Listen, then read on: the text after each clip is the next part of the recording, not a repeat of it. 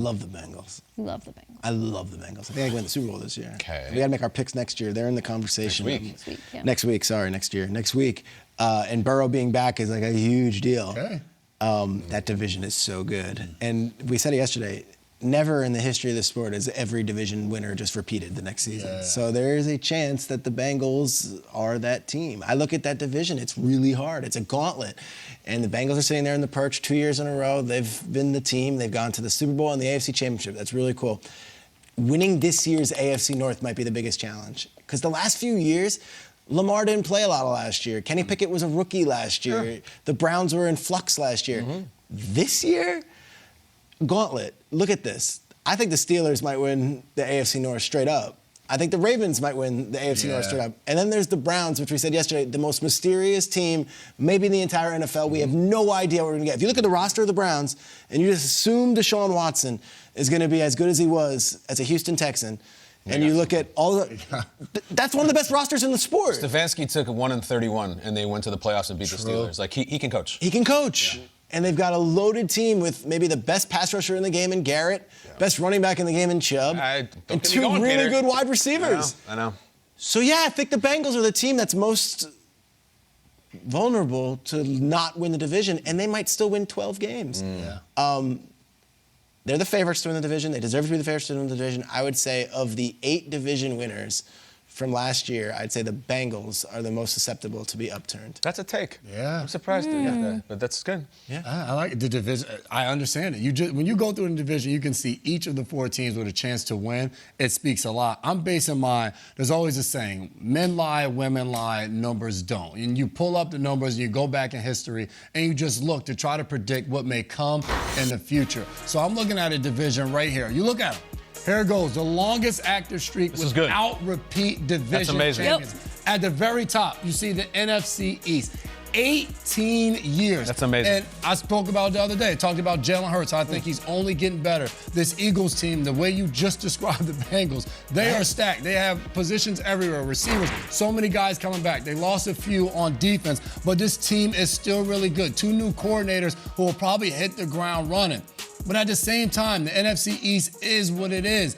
Last year, split with Dallas. Neither starting quarterbacks played against each other. Dak and Jalen Hurts didn't get a chance to go against each other because of injury. The Commanders stole one from the Eagles.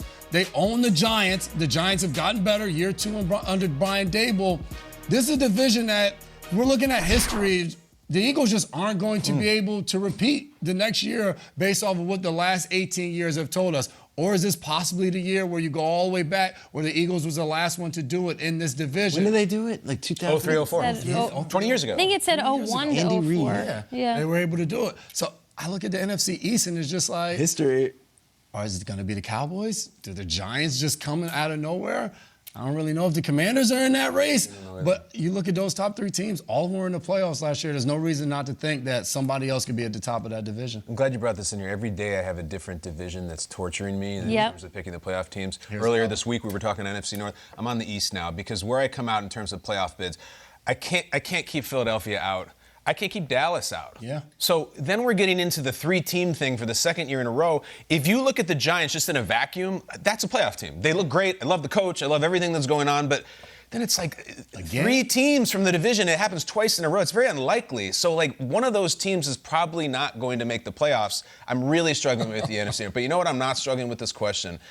I did struggle initially because I'm glad you brought up the full screen. Bring it up of the division winners again.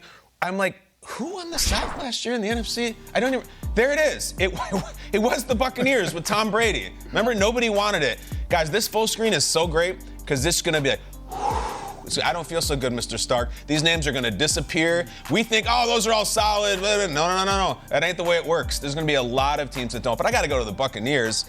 I mean, they lost Brady, they added Baker. I'm addicted to Baker, fully. Like, I'll be watching one of those, like, home shopping networks at night, and I'm like, I think I should call and get this product. There's only 3 of them left. I got to call now. That's how I am with Baker. Every time I see him on TV, I'm like, he's going to win. I know it. He's going to win. Captivating. He's destined to it. He's charismatic, and he's got a huge arm. Done it. But the Bucs, I don't know. The identity is not there. I don't know who they are. It was all so much about Brady, and even when it was about Jameis, I knew what I was getting. Like, you know, they were going to be high flying.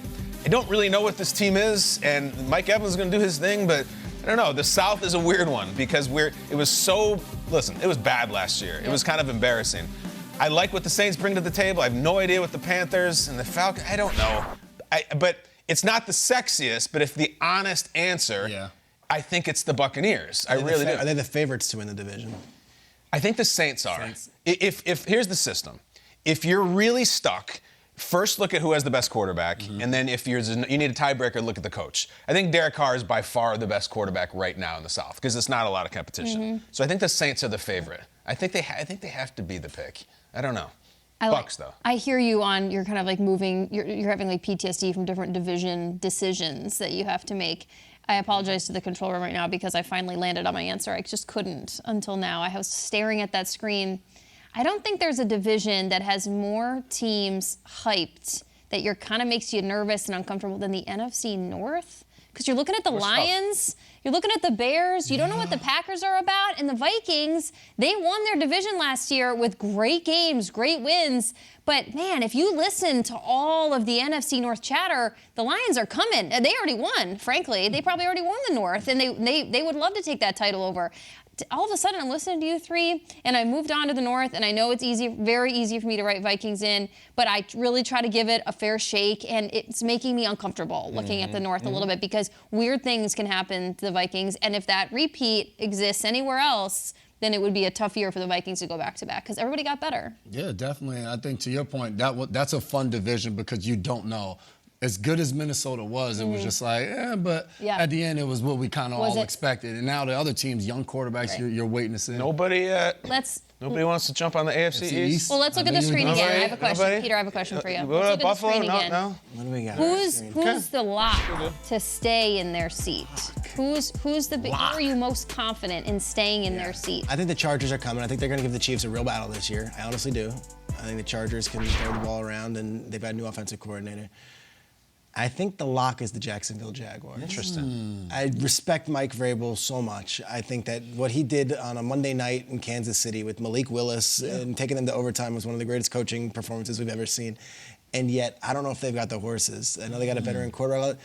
Jacksonville looked so good at the end of the season last year. Yeah. And they were rolling, and they added Calvin Ridley. I think Jacksonville might be the safest division winner, and that includes Super Bowl champion Kansas City Chiefs that bring about just about everybody. Remember the formula, the quarterback and the coach, AFC South. I love Peterson, and I think they have the best quarterback. So if you're not, it's weird because Jacksonville struggled for a while. They were the first pick in the draft last year. They seem to be going up, though. The crazy thing, you look at the last game for Jacksonville to win that division, and the Titans are playing. Gave it to him. Dobbs played well.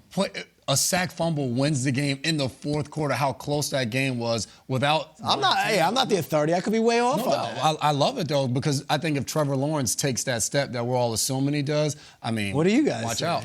Well, I think we're one very muscle-bound defensive end from, say, in San Francisco. I got to get Bosa in camp, and I got to get him in uniform and everything.